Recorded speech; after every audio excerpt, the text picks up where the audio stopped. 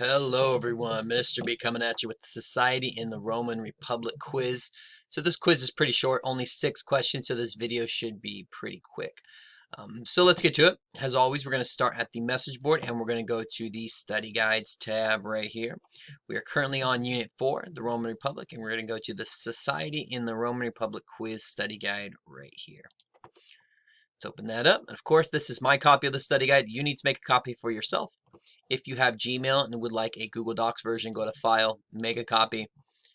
You can rename it whatever you want. I suggest you replace this copy of with your name. Hit OK. It'll open up the study guide in a new window. That new window, that will be your copy. That'll save to your Google Drive. So again, if you have Gmail and prefer Google Docs, File, make a copy. If you prefer Microsoft Word, you can go to File, Download Microsoft Word. This will download a copy of the study guide to your computer in a Microsoft Word document that you can type, edit, save, just like you would any document. So there you go. File, download Microsoft Word. Give everybody a second to get their study guides going, and then we'll jump right into the questions. All right, let's begin. And remember, completed study guides can be submitted for extra credit. So if you're following along, you're watching this video, send me your completed study guide in a webmail, and you can get extra credit on the quiz. All right, so question number 1. What geographical advantages did Rome have? So Rome had a bunch of geographical advantages that Greece didn't have, right? So first, the hills provided a natural defense from attackers. In the north, there was the Alps, the mountain range, that provided some natural barriers in the north. And then the hills, it was very hilly, right? Easy to defend. Also, the city is built along the Tiber River that had 3 trade routes that kind of converged, so it was very beneficial there. Not only the place along the river, but the trade routes. And not only that, Rome was close to the sea so that they had access to it. They could have a navy, they could, get to the water, get to the sea, get wherever they needed to go. But the city was far enough away from the shore, from the sea, that they couldn't be attacked by by another navy, can have a naval attack, or by pirates. Pirates were a big problem in this time. So yeah, Rome was a very strategic location. Not only did it have natural defenses, not only was it built on the trade routes, but it was built a perfect distance from the sea. So they couldn't be attacked from the sea, but they had access to it, right? Question number 2, complete the chart and answers below. So what you're going to do is you're going to take these ideas and put them in the box where they apply. So if this is something that the US and Rome share, you'll put in these boxes. If it's a difference, you put in these boxes. So let's start with what they have similar. Rome and the US both had veto power. Veto power means that you can veto laws and policies that you don't like, right? So representatives, legislators could veto laws that they didn't like, right? They had some power there. And then checks and balances, right? Checks and balances, both the United States and Rome have it. Basically, you have different branches of the government, like in the United States, and they can check the power of the next.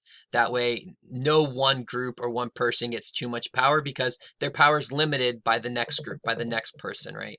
And everybody's job is to check the power of somebody else. So both Rome and the U.S. have checks and balances.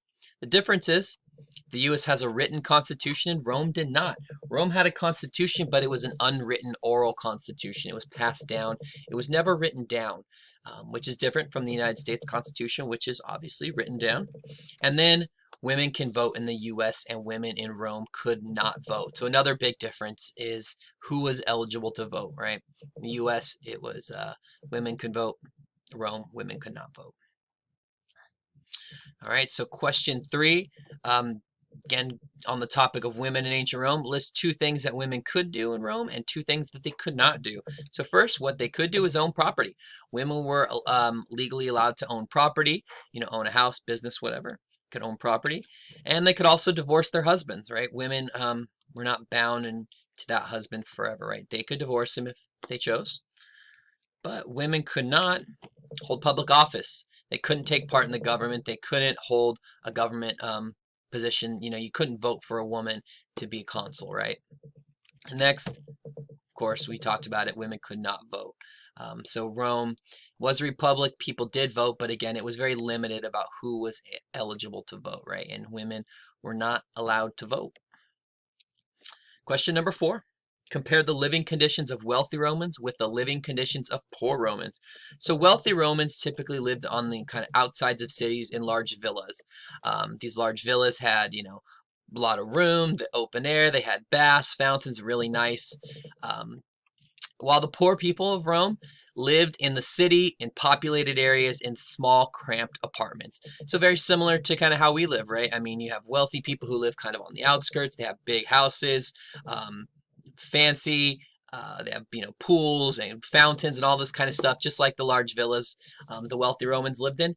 And then all the poor Romans they lived in the city. They lived together in highly populated areas, and most people lived in small little apartments. So, not too different from our conditions today, right? Question 5, how did Romans praise their gods? So there's two ways that the Romans really honored and praised their gods. The first was they built temples to honor their gods, and the second was they sacrificed animals.